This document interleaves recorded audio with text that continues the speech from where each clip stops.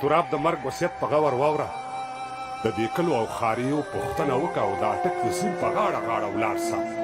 د خټکو یوسفزو پوښتنه وکړه، په قلار قلار مې یوسه ثوابۍ ته. د یوسف او شیربانو پوښتنه وکړه او جنازه مې ملکڼو په سوکو کېږده. د مومندو او باجوړو پوښتنه وکړه او په مزه مزه مې کوز که اشنغر ته. په مردان کې د کوڅو پوښتنه وکړه او زه خلیل او داودزي په ما خبر که. د آدم او د درخو پوښتنه وکړه، پېښور دره کوهاټ درنه هېر نه شي. د هنګو د دعاو پوښتنه وکړه او زه پټل زما د مرګ یوه ټپه شه. د میرلي د ورشو پوښتنه وکړه چې د بلو مازدیګر درنه هېر نه شي. د وزیرو او بلوڅو پوښتنه وکړه چې د کوټې او چمن په لاره ولاړ سي. د کاکړو د پټکو پوښتنه وکړه او بیا په بیړه بیړه راشه کوربې خور ته.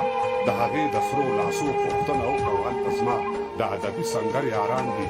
په صده کې د هغو پوښتنه وکړه او زه بنګه خالي شیرزیو یورګزو ته. د توتکي د چنارو پوښتنه وکړه او د تیرا په تورو غرونو به راواورې. د خیبر د بودو پوښتنه وکړه، د خاطرو به خاطر وکړي. د خاطرو به خاطر وکړي. د حمزه د تاترو پوښتنه وکړه او د شلمان په جګو سوکو سلام وایه. په شلمان کې د تپو پوښتنه وکړه او هزاره او باسول نه چې ورتېر سي. په ډاګو کې د خیمو پوښتنه وکړه.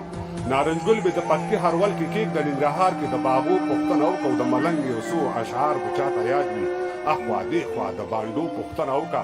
د کونړ په سردرو جرګه جرګه شه. د بهسودو او درونټو پوښتنه وکړه. د کونړ په سردرو جرګه جرګه شه. د بهسودو او درونټو پوښتنه وکړه او په لغمان کې مهترلام بابا زیارت دی. په لغمان کې مهترلام بابا زیارت او مازدیګر د تیرګړو پوښتنه وکړه. او سرشهی په چراګام درنه هېر نه شي. چاپریهار کې د ډاګو پوښتنه وکړه. د کفن پټکی مې کوږ په سر راکېږده. بیا ورځه د خویاڼو پوښتنه وکړه. د تورغر او د سرود په لویه لاره د نري نري برجو پوښتنه وکړه. وطنۍ شنه لوپټه په ما خوره که. د سرګړي د وښو پوښتنه وکړه. توقف د جنازې دپاره واخله دواړې غاړې د مورچو پوښتنه وکړه. تر هغو مې خړو خاورو کې لیک نه کړي. د پرېوتو دیوالو پوښتنه وکړه. په ما خاورې کړه امبار چې ډز وانه وړم. په مزار مې د ډېوو پوښتنه وکړه.